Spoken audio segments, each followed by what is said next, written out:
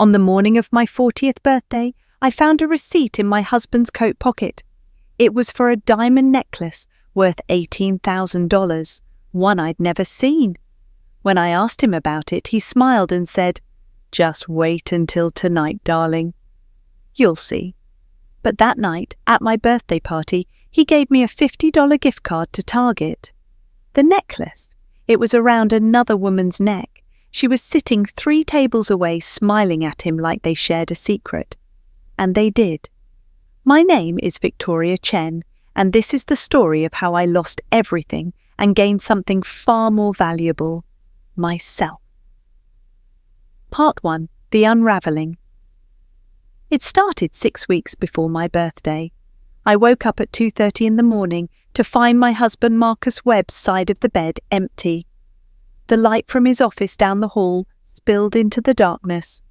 I could hear his voice, low and urgent. "No, Mother, she doesn't know anything," he was saying. "Yes, I'm certain. Victoria trusts me completely. She always has." I froze in the hallway, my bare feet cold against the hardwood floor. "The cabin is the tricky part," Marcus continued. "But Richard says if we handle it correctly, I can claim it was a business investment. She never contributed financially to it anyway." Richard. That was Richard Castellano, his lawyer friend from law school. Why would Marcus need a lawyer? "Don't worry," Marcus said, his voice taking on that confident tone I'd once found so attractive. "After the birthday party, everything will be clear. She'll be so humiliated. She'll sign anything just to get away from the situation." My heart pounded so hard I thought he might hear it from down the hall. I crept back to bed and lay there in the dark, my mind racing. What were they planning? And who was this woman that everyone but me seemed to know about? The next morning, Marcus was cheerful in a way that felt forced. He kissed my forehead and said, "Only 6 more weeks until the big 40, Vic. We should do something special." "Like what?" I asked, watching him carefully. "I don't know, maybe a party, invite everyone we know, show them what an amazing life we've built together." He smiled, but his eyes didn't match his mouth. "What do you think?" "Sure," I said slowly. "That sounds nice. Perfect, I'll handle everything. You just show up and look beautiful." He grabbed his briefcase and headed for the door. "Oh, and Vic, don't make any big financial decisions this month, okay? I'm restructuring some of our investments." "What investments?" "Just trust me," he said, already halfway out the door. "I know what I'm doing." After he left, I sat at the kitchen table with my coffee growing cold. Marcus and I had been married for 15 years. We met when I was 25, fresh out of graduate school with a master's in art history. He was 32, a rising star at a prestigious architecture firm. We married within a year, bought a beautiful craftsman house in Portland's Irvington neighborhood, and built what everyone called the perfect life. But somewhere along the way, perfect had become hollow. We had no children. My choice, one Marcus claimed to support, but his mother, Eleanor Webb, never forgave me for. We had successful careers, beautiful things, and increasingly nothing to say to each other. I opened my laptop and did something I'd never done before. I checked our bank accounts. What I found made my blood run cold. Over the past 8 months, Marcus had withdrawn $87,000 from our joint savings in increments small enough that I hadn't noticed. Our retirement account had been partially liquidated, and there were charges I didn't recognize. Hotels in Seattle, restaurants I'd never been to, jewelry stores, florists. My hands shook as I took screenshots of everything. Then I did something else I'd never done. I called my brother, James. "Vic," he answered, surprised. "We spoke maybe 3 times a year. Everything okay?" "No," I said, and my voice cracked. "I think Marcus is planning something bad." James was silent for a moment. "I'm coming over." An hour later, My younger brother sat across from me at my dining room table, looking at my laptop screen with a deepening frown. James was a forensic accountant for the FBI. If anyone could make sense of this financial chaos, it was him. "This is deliberate," he said finally.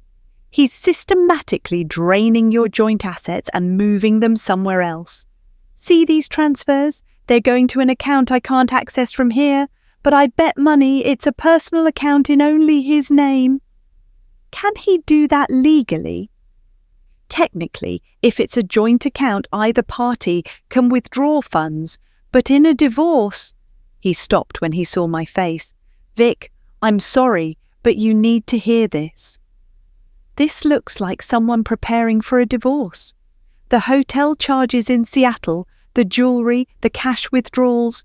He's either hiding money or spending it on someone else, probably both. I felt like I was falling through space. "We're not getting divorced." "He's planning my birthday party." James gave me a look full of pity. "Sis, I think that party is going to be something very different than you're expecting." Over the next 2 weeks, I became someone I didn't recognize, a spy in my own home. I checked Marcus's pockets, scrolled through credit card statements, and listened at doors. What I discovered broke something inside me that I didn't know could break. Her name was Amber Sinclair. She was 28 years old, a marketing coordinator at Marcus's firm. In his hidden email account, password AmberLight 2024, I found hundreds of messages dating back 14 months. "My love," one read, "I can't wait until we don't have to hide anymore. Just a few more months and we'll be free. The cabin will be our sanctuary. Imagine waking up there every morning with you in my arms." The cabin. Our cabin. The one we'd bought together 5 years ago in Mount Hood. The one we'd spent countless weekends restoring.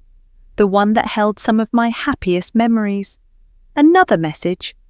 Mother agrees that Victoria has had long enough.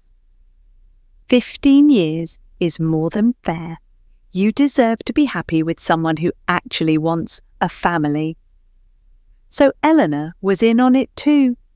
The woman who'd smiled to my face at every Christmas, every Thanksgiving, every family gathering for 15 years, had been plotting my removal from the family.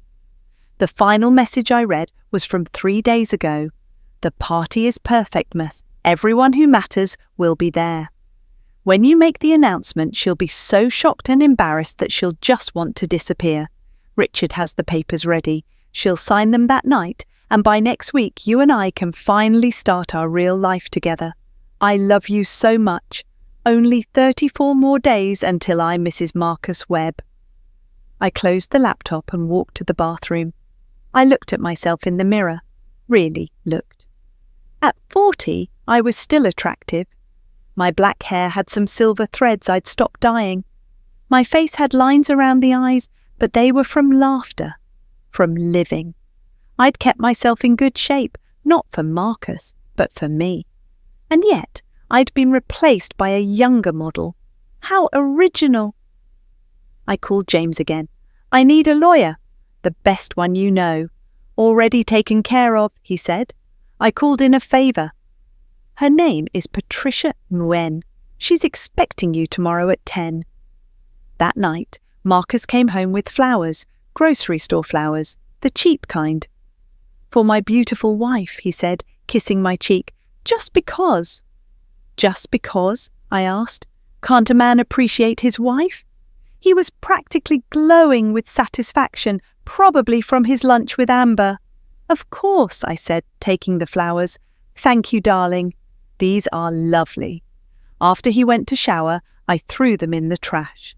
Part 2, Building the Case. Patricia Nguyen's office was in a sleek building downtown with a view of the Willamette River. She was in her mid-50s, impeccably dressed, with intelligent eyes that missed nothing. "Your brother filled me in on the basics," she said, gesturing for me to sit. "But I need to hear everything from you. And I mean everything." Don't leave anything out, even if it seems embarrassing or irrelevant. For the next 2 hours, I told her everything. The late-night calls, the missing money, the messages to Amber, the planned humiliation at my birthday party, Eleanor's involvement, the lawyer friend Richard, who was supposedly helping with the divorce strategy. Patricia took notes on a legal pad, occasionally asking pointed questions. When I finished, she sat back and smiled, not kindly, but like a shark that had just smelled blood. "This is good," she said. "Very good." "Good?"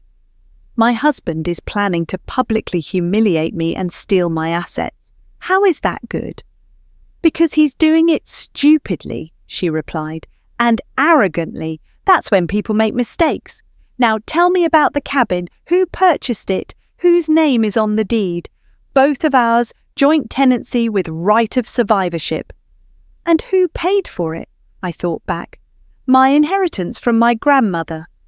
She left me $200,000 when she died 6 years ago. We used it for the down payment and renovations. The mortgage is in both names, but I've been making the payments from my salary." Patricia's smile widened. "Do you have documentation of that?" "Yes, I'm meticulous about records." "Perfect. What about the house in Irvington?" "That was purchased before we married. I put down the down payment with money I'd saved, but we added Marcus to the deed after the wedding. We've both paid the mortgage since then." "What about your current assets?" "Retirement accounts, investments, savings?" "We have a joint savings account that he's been draining." "I have my own 401k through my work. I'm the curator at the Portland Art Museum. It has about $340,000 in it.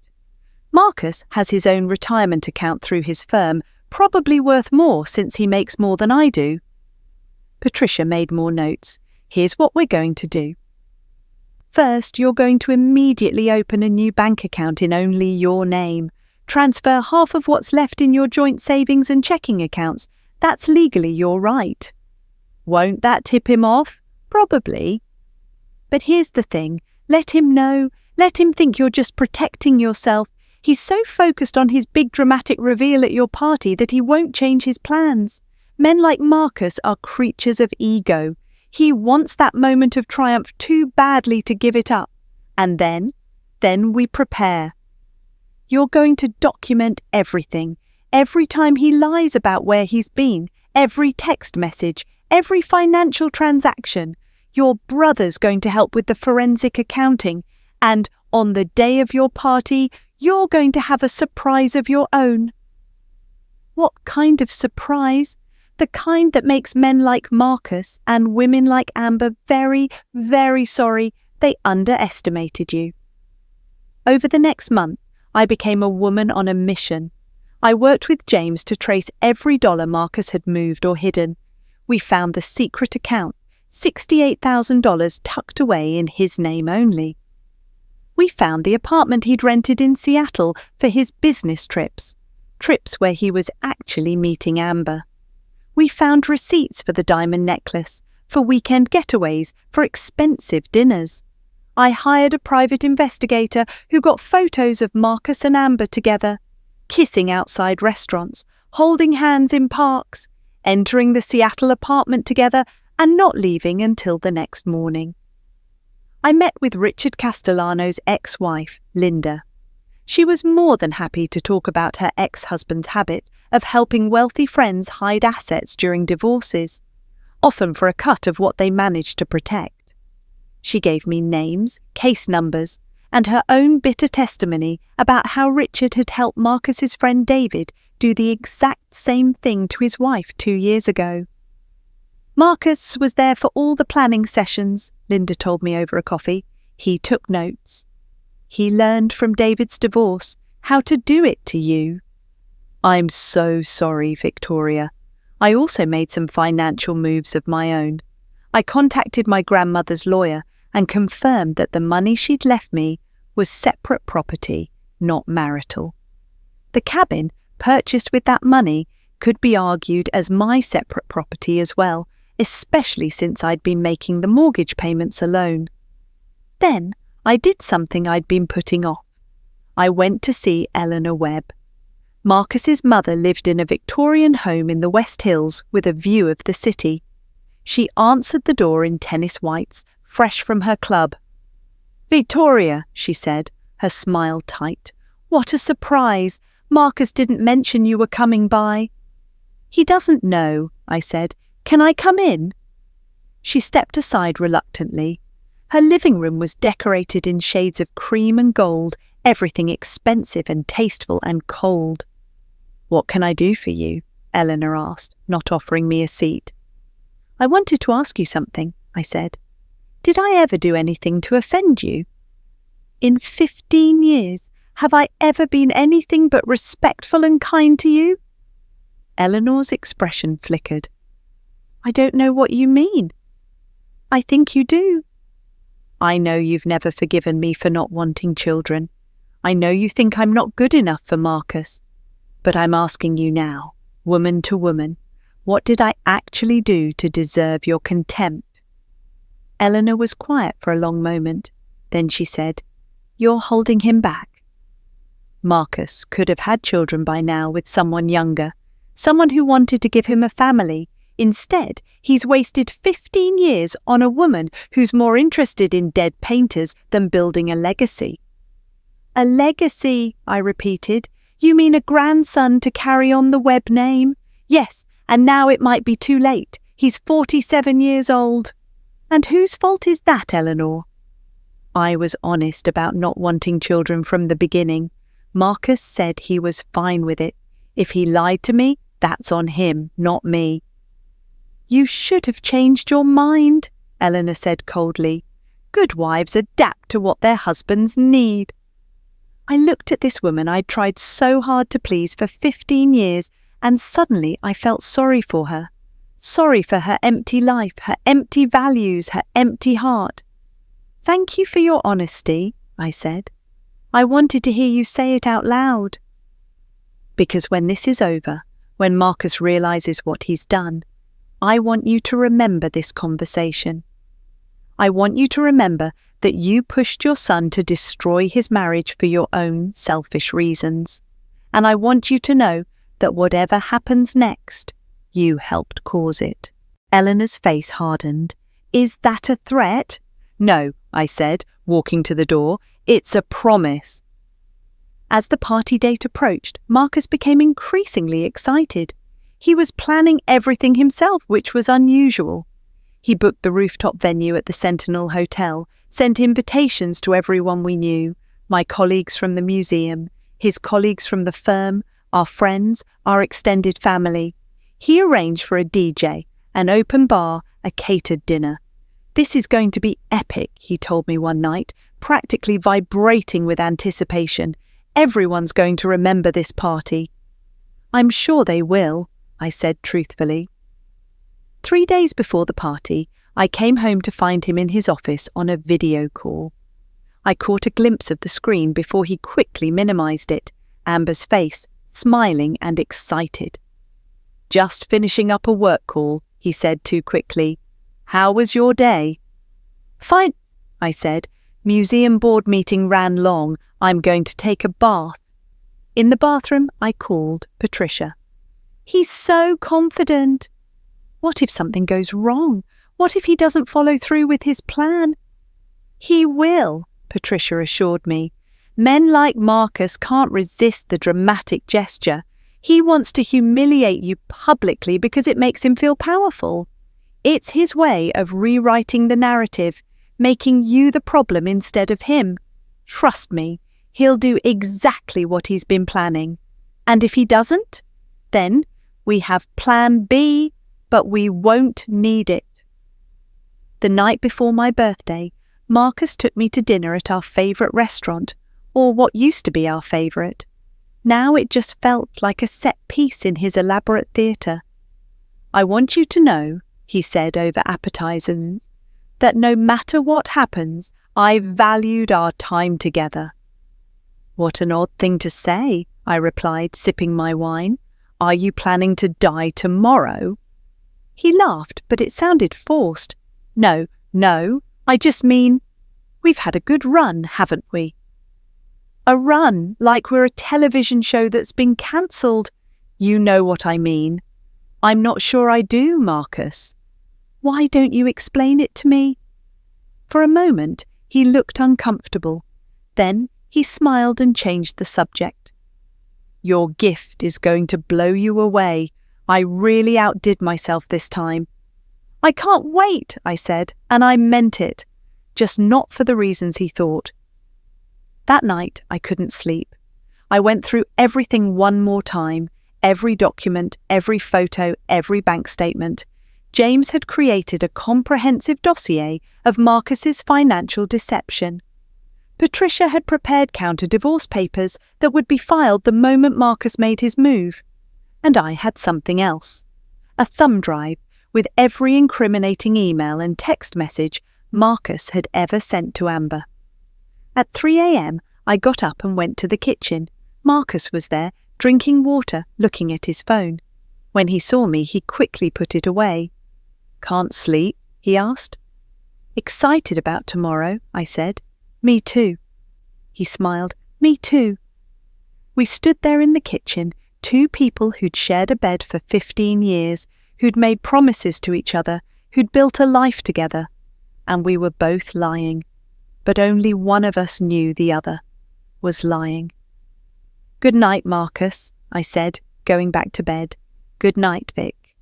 Part 3. The birthday. I woke up on my 40th birthday to an empty bed. Marcus had left a note on his pillow. Happy birthday! See you tonight at 7. Wear something gorgeous. Love, M. I showered, did my hair and makeup carefully, and put on a dress I'd bought specifically for this occasion. A deep emerald silk that complemented my skin tone and made me feel powerful. I added the pearl earrings my grandmother had left me, for luck. James arrived at 4 p.m. to help me prepare. You ready for this? He asked. I've been ready for weeks. Vic, you know that whatever happens tonight, I've got your back, right? Dad would be proud of how you're handling this. Our father had died 3 years ago. He'd loved Marcus like a son, never knowing what Marcus would eventually become. I was glad he wasn't here to see it. Thanks, Jamie. That means everything. Patricia called at 5 o'clock. The papers are filed and ready. The moment he serves you or produces divorce documents, we'll serve him right back. The judge has been briefed, off the record, of course. She's very interested in the asset hiding allegations.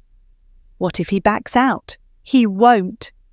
But if he does, we still have enough for a strong divorce case based on financial fraud and infidelity. Either way, Victoria, you win. At 6:30, I took a car service to the Sentinel Hotel. James offered to come with me, but I needed to do this alone. The elevator ride to the rooftop seemed to take forever. The venue was beautiful, I had to admit. Marcus had spent money, our money, on making it perfect. Strings of lights crisscrossed the open-air space. Round tables draped in white linen surrounded a central dance floor. A bar stretched along one wall, and a DJ booth occupied a corner. The view of Portland at sunset was stunning.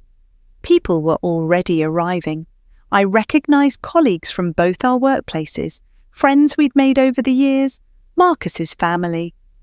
Eleanor Webb stood near the bar, wearing diamonds and a satisfied smile. When she saw me, she quickly looked away. Victoria! My friend Melissa rushed over and hugged me. You look absolutely stunning. 40 looks good on you, girl. Thank you. Where's Marcus? Haven't seen him yet. But this party is amazing. He really went all out. More people arrived. The museum director, Dr. Sandra Park, came with her husband. Victoria, happy birthday. I had no idea Marcus was planning something this elaborate. Neither did I said honestly. By 7:30, the party was in full swing. At least 100 people filled the rooftop. I circulated, accepting birthday wishes, making small talk, watching the door. Then, at exactly 8 o'clock, Marcus arrived. And he wasn't alone. Amber Sinclair walked in on his arm wearing a champagne-coloured dress and, yes, a diamond necklace that caught the light like a string of stars.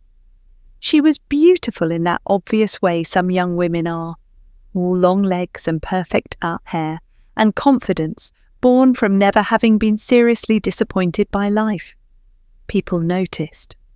I watched conversations stop mid-sentence. Melissa grabbed my arm. "Vic, who is that?"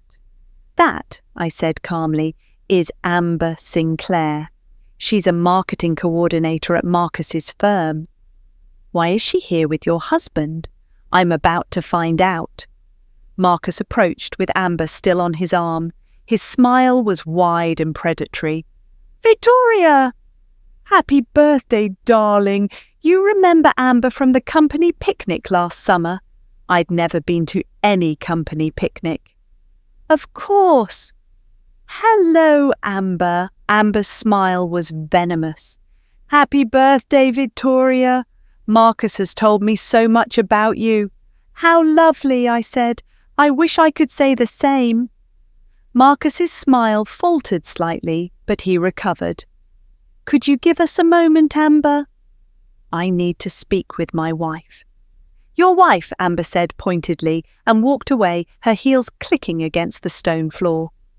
Marcus pulled me aside near the railing overlooking the city. "Victoria, we need to talk." "Here? At my birthday party?" "It's time to be honest," he said. "With you, with myself, with everyone. Please continue."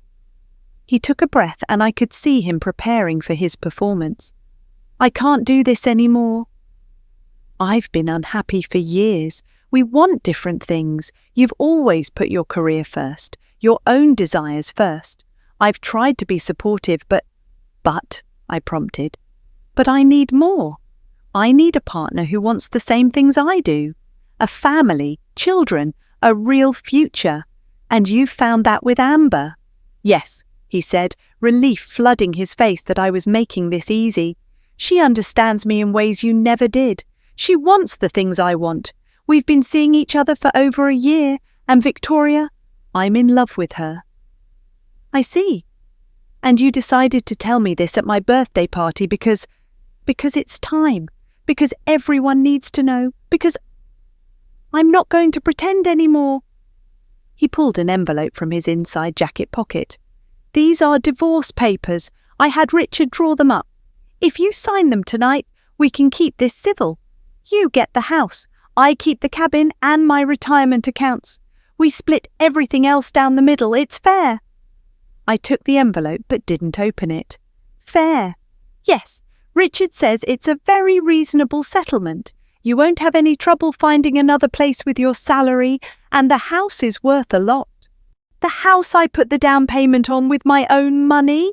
"Well, yes, but we've both been paying the mortgage. And the cabin I bought with my inheritance." He frowned. "We've both been using it. Marcus, did Richard explain to you what separate property means? What are you talking about?" I held up the envelope. "Before I respond to this, I think everyone should hear what you have to say. After all, you wanted to do this publicly, right? So everyone knows the truth?" Confusion crossed his face, then suspicion. "Victoria." But I was already walking toward the DJ booth. The DJ looked up as I approached. "Can I use the microphone?" "Sure thing." I tapped it twice, and the feedback made everyone look up. "Hello, everyone.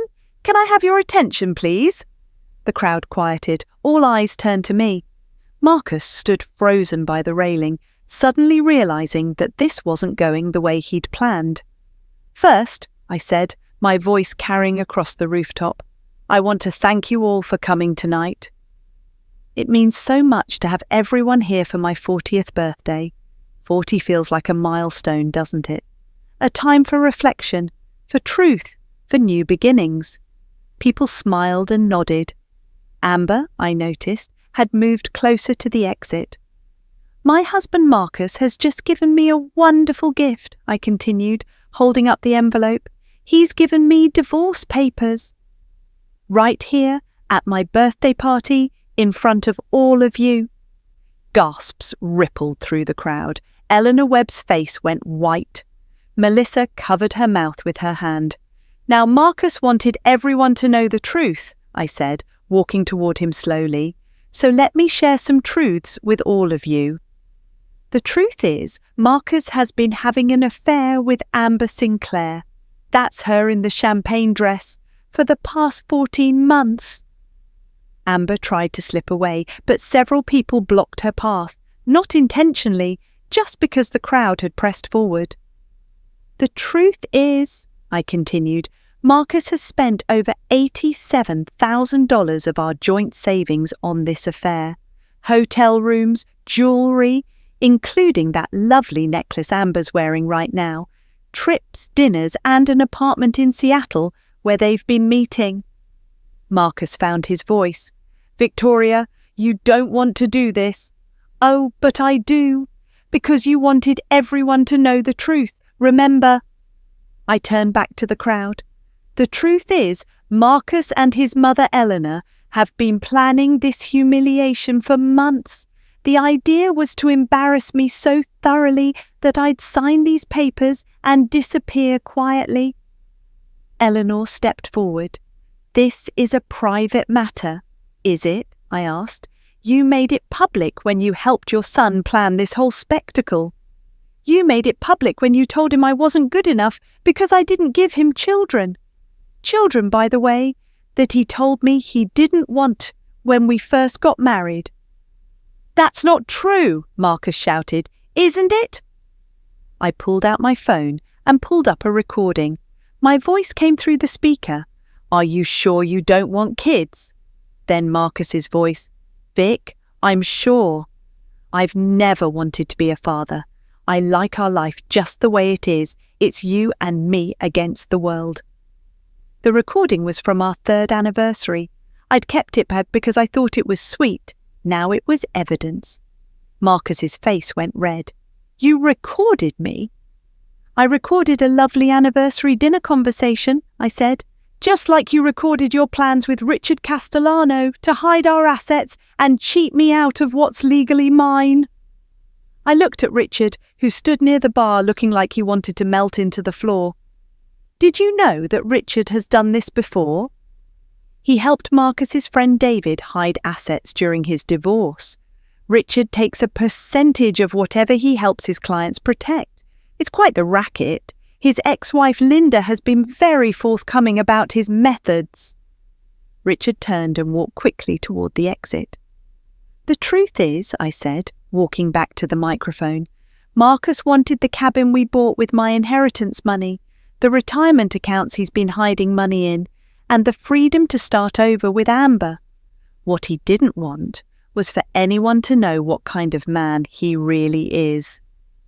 I pulled another paper from my purse. This is from my lawyer, Patricia Nguyen. It's counter-divorce papers, filed this afternoon. They detail every financial transaction Marcus has made in the past 14 months, every lie he's told, and every asset he's tried to hide. They also assert that the cabin is my separate property, purchased with inheritance money, and that I've been making the mortgage payments alone for 5 years. Marcus stepped toward me, and for the first time, I saw fear in his eyes. You can't do this. I already did. The truth is, Marcus, you're not nearly as smart as you think you are.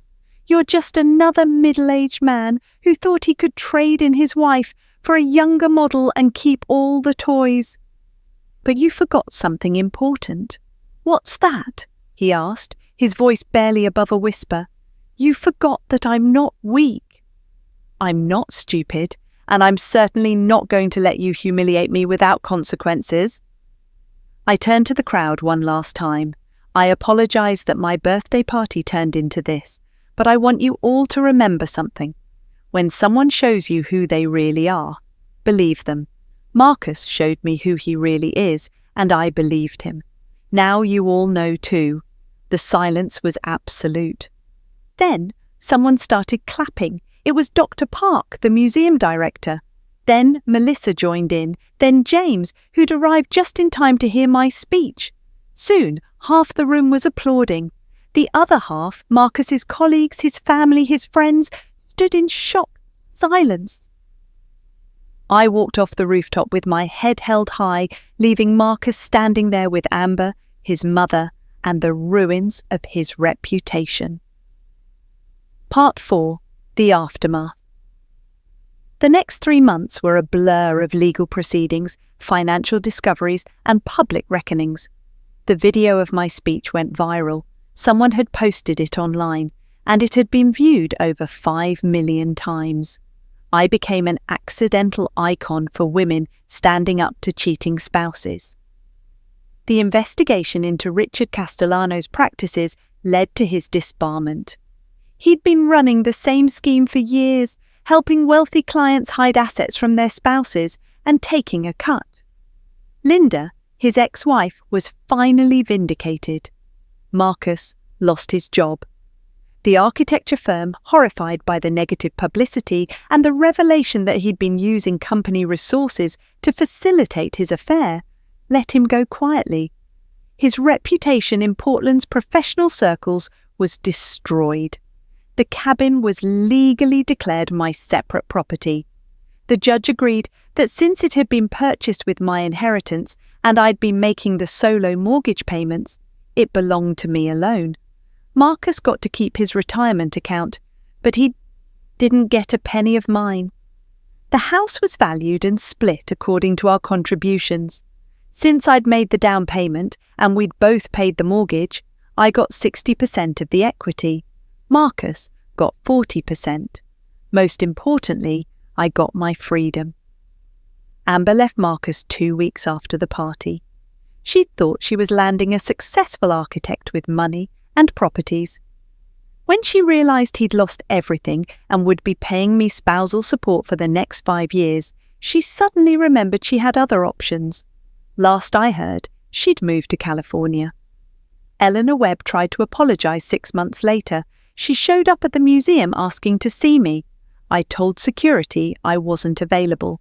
The person who surprised me most was Marcus himself. A year after the divorce was finalised, he sent me a letter. "Victoria," it read, "I don't expect forgiveness and I'm not asking for it. I just want you to know that you were right about everything. I was selfish, cruel, and stupid. I threw away the best thing in my life because I was too much of a coward to admit I was happy. I wanted something I thought I was supposed to want. A younger woman, a fresh start, the admiration of other men who saw me as successful. But none of it was real. You were real. What we had was real. And I destroyed it. I'm working as a contractor now, doing home renovations. It's humbling work, but honest. I'm in therapy, trying to figure out how I became the kind of person who could hurt someone the way I hurt you. I'm not asking you to respond to this letter. I just wanted you to know that you deserve better than what I gave you. And I'm sorry I couldn't be the man you needed me to be. I hope you're happy. I hope you found everything you were looking for. And I hope someday, when you think of our 15 years together, you can remember the good parts without the bad parts poisoning them. With regret and respect, Marcus." I read the letter 3 times, then put it in a drawer. Maybe someday I'd forgive him. But that day wasn't today, and it might never come, and that was okay. Part 5, New Beginnings. 2 years after my explosive 40th birthday, I stood in the cabin at Mount Hood, watching snow fall through the trees. I'd renovated it, making it fully mine, new furniture, new paint, new memories.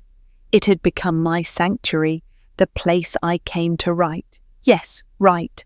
I'd taken a sabbatical from the museum to work on a book about women in art history who'd been erased or forgotten. It was the project I'd always wanted to do, but never had time for when I was trying to be the perfect wife. My phone rang. It was Melissa.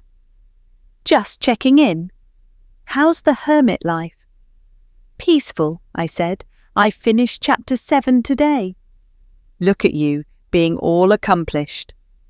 Are you coming back to Portland for the New Year's party?" "I don't know. Parties aren't really my thing anymore.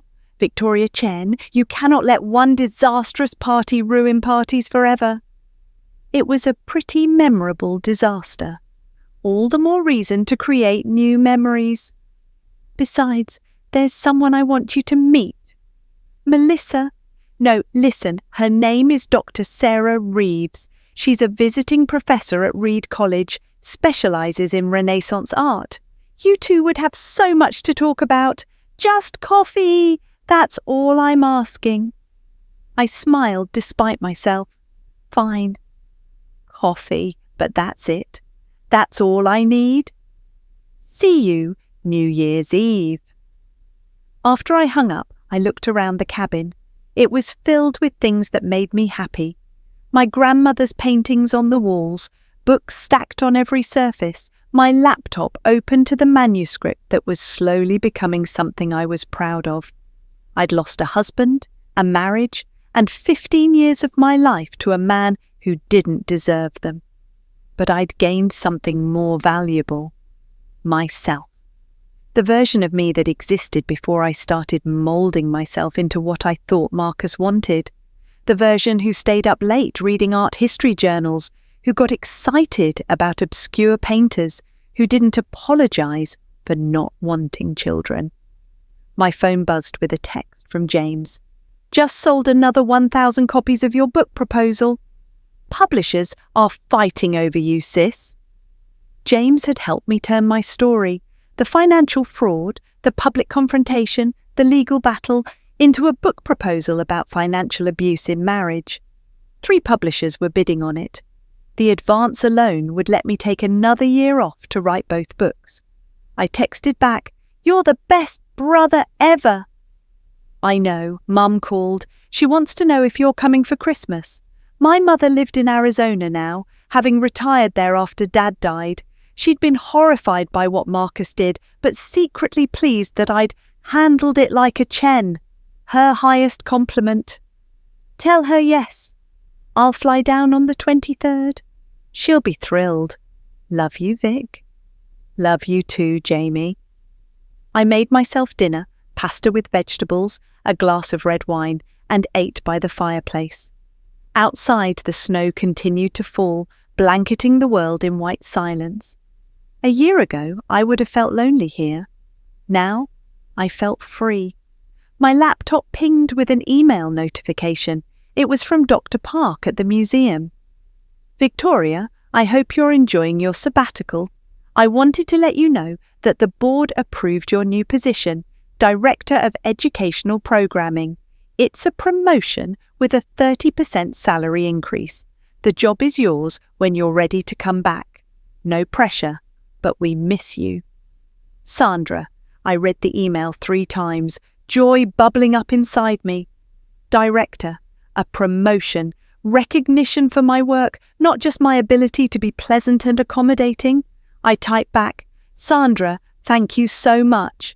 I'll be ready to start in September. I'm honoured and excited. Victoria, quote. That night, I dreamed about my grandmother. She was young in the dream, maybe 40, wearing a red dress and painting in her studio in San Francisco. She turned and saw me. There you are, she said, smiling. I've been waiting for you. Waiting for what, Grandma? For you to become yourself. It takes some people a whole lifetime. You did it in 40 years. I'm proud of you, Victoria. I miss you, I said. I know, but I'm always here. She touched my chest, right over my heart, right here, and remember, the best revenge is living well, so live well, my darling girl, live brilliantly. I woke up with tears on my cheeks, but a smile on my face. Part 6. Full Circle. New Year's Eve came faster than I expected. I drove back to Portland in the morning, the mountain roads clear and bright. The city felt different somehow. Or maybe I was different. Melissa's party was at her loft in the Pearl District, casual and warm, about 30 people, most of whom I knew. And there, by the window talking to Melissa's husband, was a woman I didn't recognise. She was around my age, maybe a few years younger, with curly brown hair and glasses. She wore jeans and a soft grey sweater, and had the kind of face that looked like it smiled often. "Victoria!" Melissa grabbed my arm and pulled me over. "This is Sarah Reeves."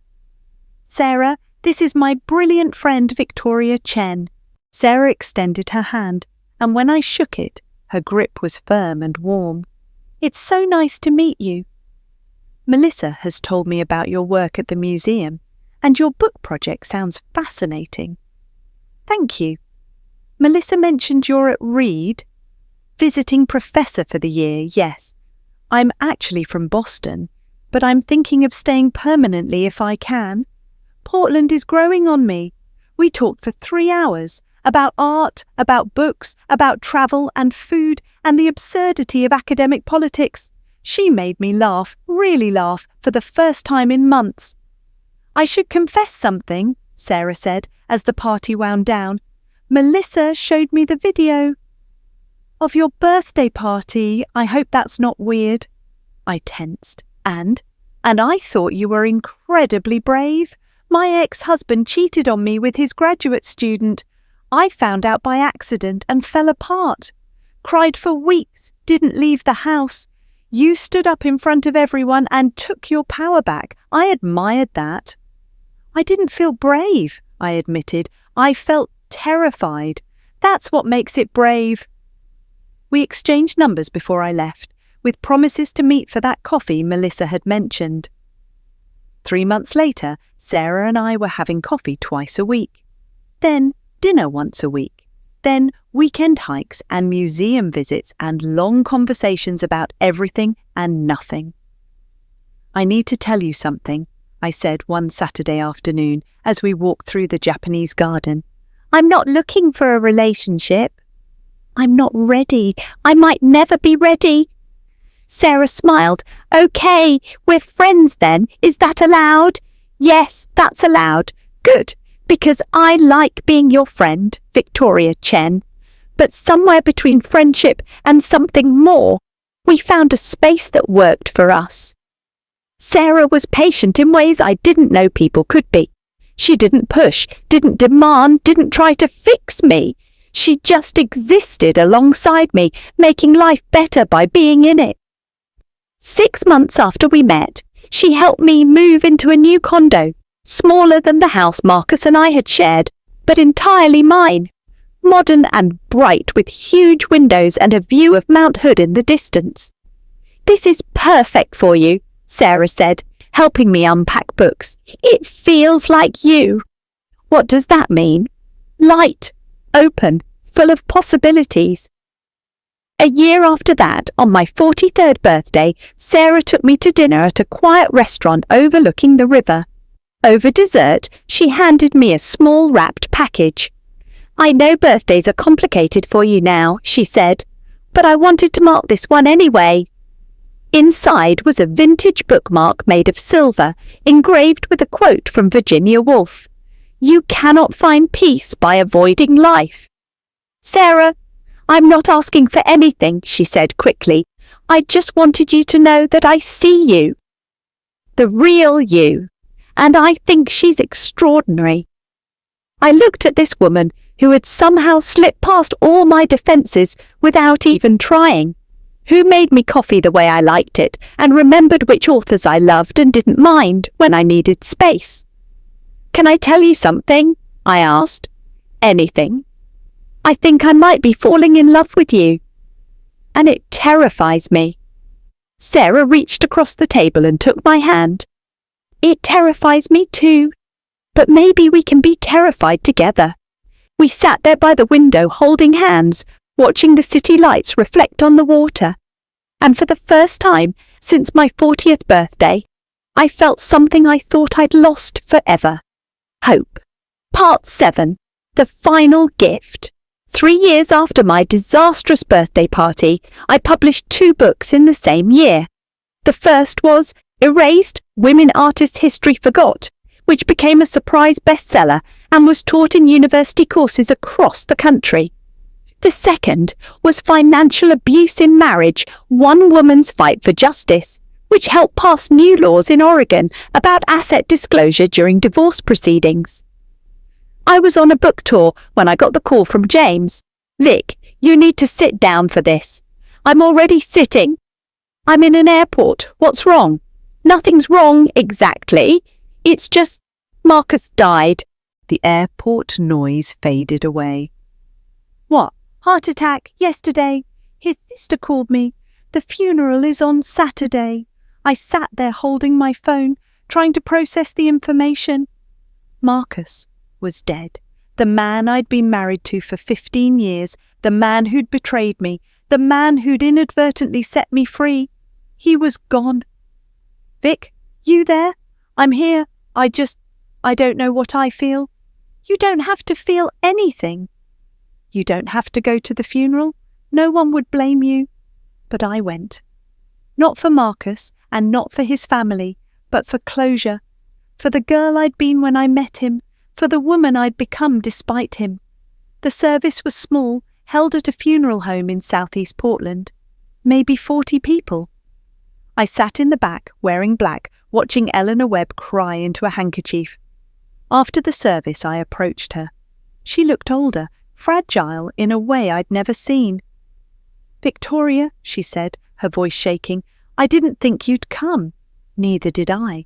I owe you an apology. Several apologies. I was cruel to you, and I pushed Marcus to be cruel too. I told him you weren't enough, that he deserved better, that he should find someone who would give him children. I poisoned his mind against you." "Yes," I said, "you did. And I'm sorry, truly sorry." After everything fell apart, I had a lot of time to think about what I'd done. Marcus was miserable these last few years. He worked odd jobs, lived in a small apartment, had no real friends. I think he died of a broken heart as much as a heart attack. I thought about the letter he'd sent me, the one in my drawer, the regret in his words. Did he ever find happiness? Eleanor shook her head. "No, he realized too late what he'd thrown away. He talked about you often, about how he'd destroyed the best thing in his life. He never forgave himself." I felt a pang of something, not quite sympathy, but not satisfaction either. Just sadness for wasted years, wasted love, wasted possibilities. "I forgive you, Eleanor," I said. "Not for you, but for me. Because I don't want to carry anger anymore." She grabbed my hand. "Thank you. That's more grace than I deserve."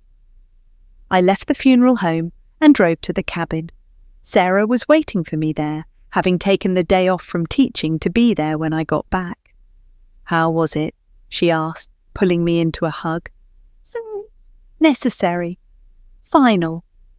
We sat on the porch, watching the sunset paint the mountains gold and pink. "Do you regret any of it?" Sarah asked. "The marriage, the years?" I thought about it carefully. "No. Those 15 years made me who I am. The good ones taught me about love and companionship. The bad ones taught me about strength and self-worth. I wouldn't change any of it because it led me here, to this cabin, to my work, to you. Even the birthday party, especially the birthday party." That was the night I stopped being afraid of the truth. Sarah leaned against me, and we watched the sky darken, stars emerging one by one. "You know what I realized?" I said. "What?" "Marcus wanted to humiliate me because he thought it would make him powerful. But all it did was show everyone who he really was. The truth didn't diminish me, it liberated me." "And look at you now," Sarah said. "Published author, museum director, woman who helped change divorce laws. You didn't just survive what he did to you, you transformed it into something that helps other people." I kissed the top of her head. We transform our pain, or it transforms us. I chose the first option. That night, I took Marcus's letter from my drawer and read it one last time. Then, I walked to the fireplace and dropped it into the flames.